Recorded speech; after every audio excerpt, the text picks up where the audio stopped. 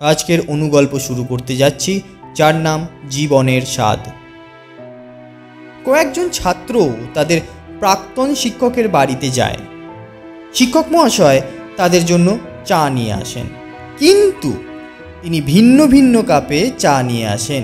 এর মধ্যে ছিল সুন্দর দেখতে একটি চীনামাটির কাপে চা, একটু কম সুন্দর দেখতে কাগজের কাপে চা, এবং একদমই খারাপ দেখতে একটি প্লাস্টিকের কাপে চা।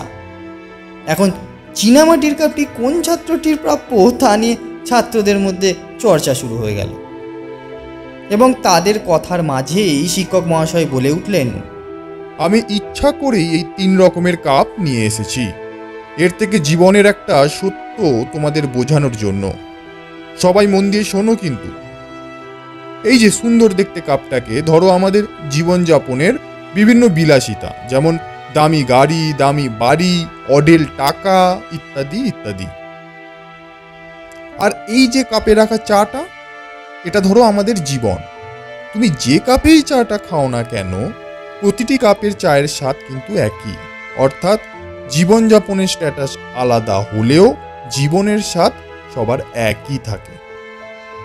ধন্যবাদ।